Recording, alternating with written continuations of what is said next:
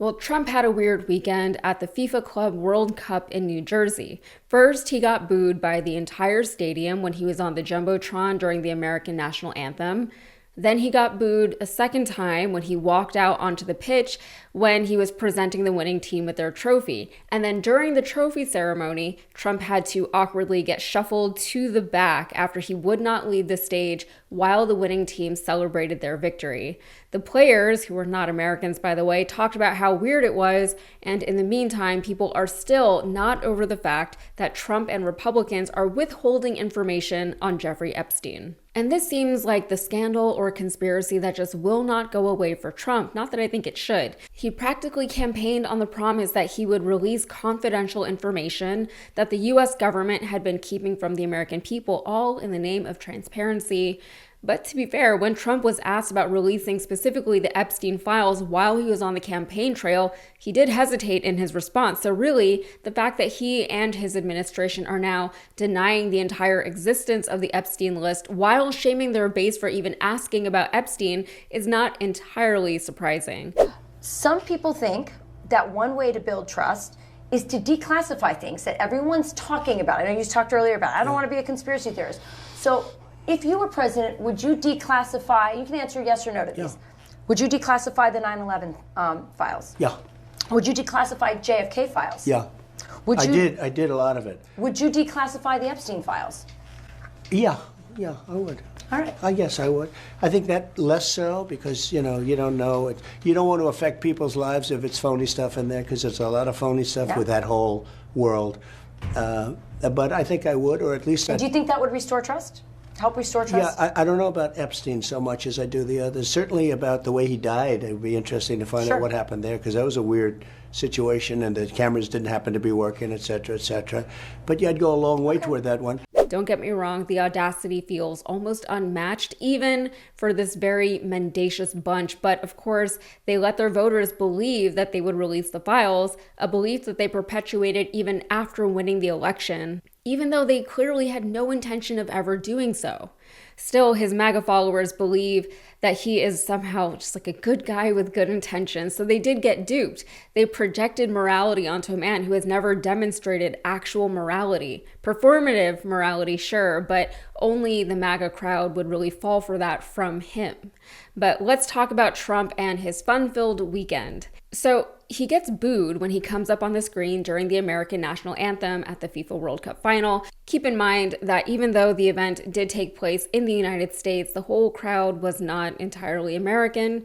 Neither of the teams playing were American, so the audience did not hold back in unapologetically expressing their disdain for our American president. But when Chelsea won, Trump got to present the team with a trophy. More on the trophy in a bit. Anyway, he gets booed again, and then he hands the trophy to the team captain, Reece James. James is about to lift the trophy and celebrate the victory with his teammates, but then Cole Palmer motioned to him to wait just a minute. So Palmer was named the tournament's best player. He scored 2 out of the 3 goals that ultimately took the team to victory, but Trump was standing there right in front of him, and he would not leave. Like, he gave them the trophy, and then he just hung out. The FIFA president, Gianni Infantino, tried to get him to leave, but Trump did not catch or take the hint. So, unable to wait any longer, James just went ahead and lifted the trophy up anyway because Trump didn't seem like he was going anywhere anytime soon. So, the team starts celebrating around Trump, really in spite of him. And the man had to be escorted all the way to the back, literally pushed to the back by Infantino so that the team could celebrate their win without Donald Trump just standing in the middle of it. James later commented on the Trump of it all afterwards, saying, "They told me that he was going to present the trophy and then exit the stage, and I thought that he was going to exit the stage. But he wanted to stay. I was a bit confused, yes." Trump, still unable to take any hint at all, later shared a photo of himself with the team on Truth Social, and Cole Palmer is there directly behind Trump, visibly, irate or incredulous or baffled, perhaps all of the above. And you know what, Cole? Same. But I said to keep in mind the trophy. So incredibly, the trophy that Trump handed to James, the trophy that the Chelsea Football Club will keep, is not the real trophy. It is a replica of the real trophy. So where, you might ask, is the real trophy if the winning team does not have it? Trump has it. It is in the Oval Office because he wanted it, and Infantino just let him keep it. Oh, that is. Yeah. Oh, you gotta be kidding. Yeah.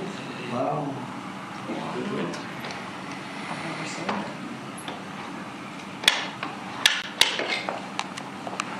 Wow.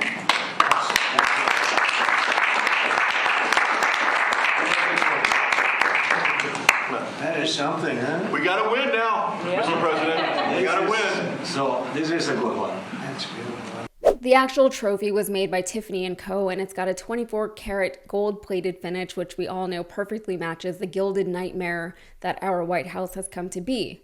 Trump revealed the information in an interview in the middle of the match. He said, they, or FIFA, said, "Could you hold this trophy for a little while?" So we put it in the Oval Office, and then I said, "When are you going to pick up the trophy?"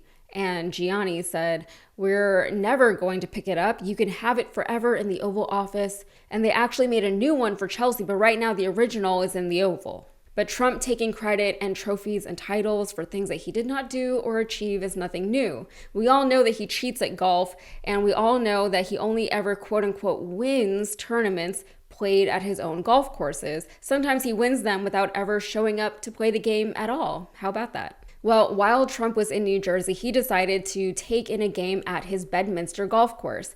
But don't worry, he was still working very, very hard as the president of this country. He said he was able to win a member championship at Bedminster, quote, between meetings and phone calls. Yes, I'm sure. So he posted on Truth Social, "In between meetings and phone calls, it was a great honor to win the member championship at Trump National Bedminster, gross, no strokes, with Tommy Ursiuoli as my partner. The many other competitors were not only great golfers, but also terrific people." But while Trump was having his sports-filled, fun-filled weekend, it all sort of feels like an attempt on his part to distract from the Epstein drama that is actively destroying his presidency. Some are pointing the finger at AG Pam Bondi, who claimed the infamous Epstein list, which apparently does not really exist, was once sitting on her desk.